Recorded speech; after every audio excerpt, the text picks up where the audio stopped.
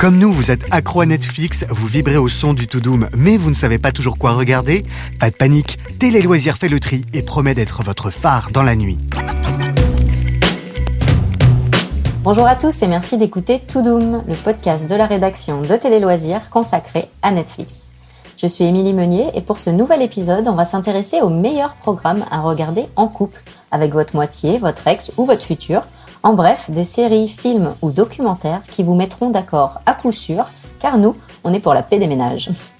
Et pour vous conseiller, je suis ravie de recevoir la spécialiste des réseaux sociaux Lila Ishan, qui passe beaucoup de temps devant Netflix et qui adore zapper en duo. Salut Lila. Salut Émilie.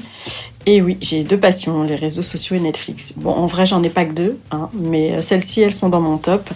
Et j'aime bien partager ce que je regarde, je trouve que c'est quand même plus sympa. En fin d'émission, c'est l'acteur et youtubeur John Rashid qui nous révélera son dernier coup de cœur sur Netflix.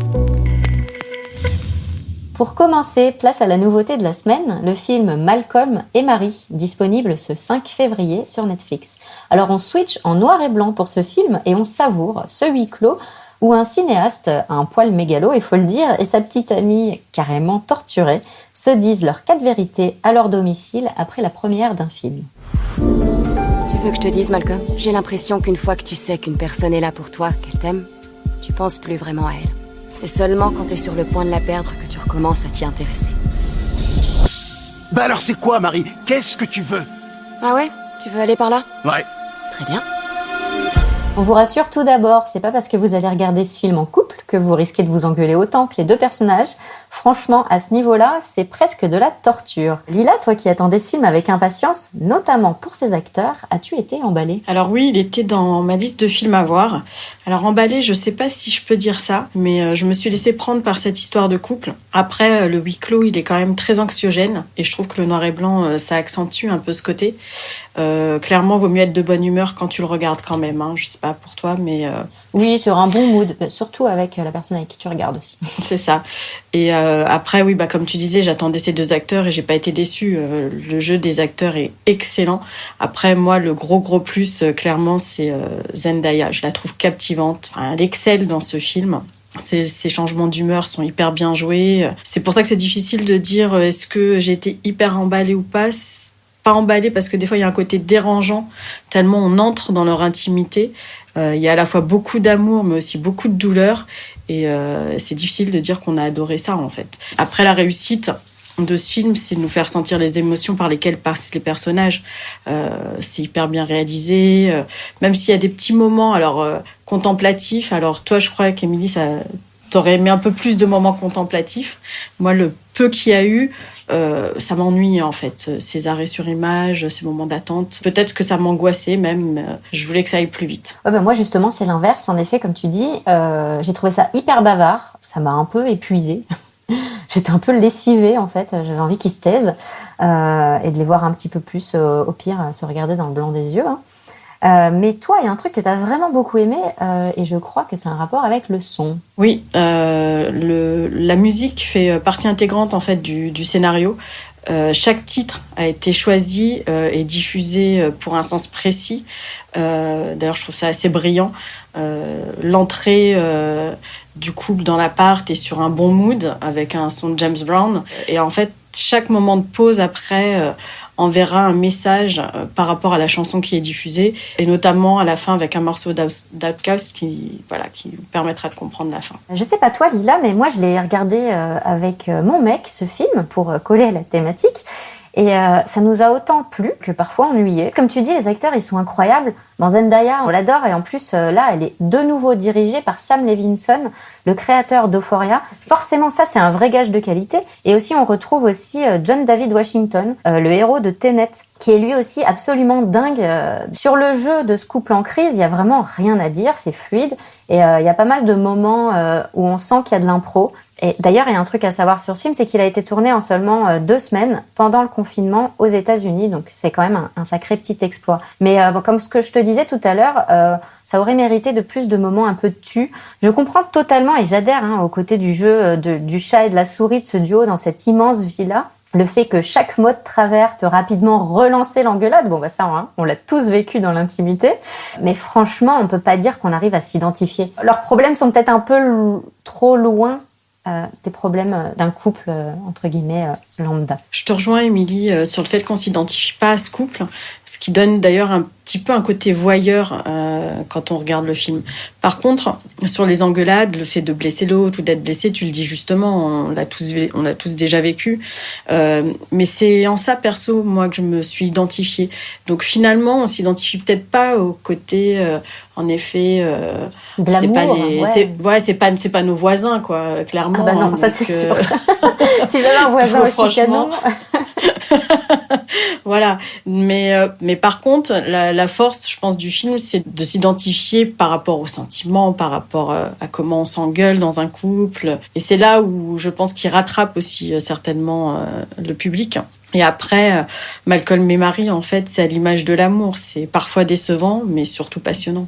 Oh, c'est tellement bien dit.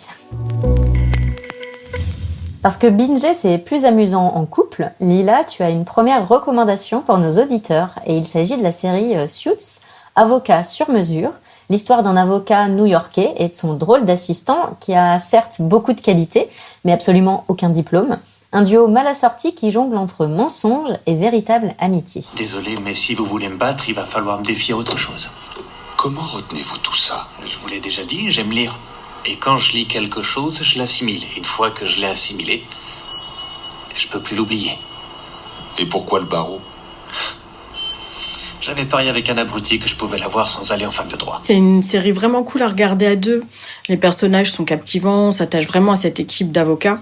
Ils ont chacun leur personnalité, à l'image des séries à succès comme Friends. On a tous nos persos préférés, là c'est la même chose. On se marre parfois, on peut aussi pleurer, enfin bon, surtout moi. Toujours un petit peu plus sensible, voilà. Et entre leur vie pro et leur histoire d'amour, en fait, on n'a pas le temps de s'ennuyer. Et les dialogues sont vraiment hyper bien écrits. Les punchlines d'Harvey Specter sont vraiment un régal. Franchement, vous allez vous amuser. Et d'après ce que j'ai compris, vous aviez pas exactement les mêmes raisons de regarder cette série avec ton ex. Oui, lui, ce qui lui a plu, c'était surtout le côté pro de la série, avec le personnage d'Harvey Specter, ce mec exigeant qui veut toujours aller plus haut, et à la fois la débrouillardise de son assistant qui trouve toujours une solution pour s'en sortir. C'est marrant parce que je pensais que t'allais me dire quand même que ce qui lui avait plu, c'était Meghan Markle. C'est quand même l'une des séries qui a révélé la future duchesse de Sussex. Et faut avouer qu'elle est quand même méga jolie. Et là, toi, tu me sors que c'est l'assistant qui... Oui, non, mais clairement, évidemment que Meghan Markle ne l'a pas laissé indifférent. Comme tu dis, elle est méga jolie, elle est canon. Enfin, je veux dire, là-dessus, il n'y a pas de débat. Mais après, même si elle lui plaisait d'un point de vue plus physique, c'était pas son perso féminin préféré. Comme quoi, hein? Comme quoi, hein, les princesses, ça plaît pas à tout le monde. Voilà. Et moi, ce que j'aimais dans la série, c'était plus un peu mon côté fille, les relations entre les uns et les autres, les histoires amoureuses. Voilà. Enfin, dès le départ, je me disais, j'aimerais bien que Harvey Specter et son assistante Donna finissent ensemble. Ça, c'est mon petit côté midinette qui n'est jamais parti. Mais en même temps, je pense ne pas être la seule. On te rassure. Et après, est-ce que c'est arrivé ou pas? Je vais pas vous spoiler, il faut regarder la série. Et oui, et pour ceux qui voudraient s'y mettre, les 8 premières saisons de la série sont disponibles sur Netflix. Alors, autre coup de cœur pour toi, Lila, il s'agit cette fois d'un documentaire idéal pour une soirée à deux. Puisqu'on n'est pas prêt de retourner en festival et d'écouter nos groupes favoris, crise sanitaire oblige, pourquoi ne pas regarder le plus gros fiasco de l'histoire des festivals ?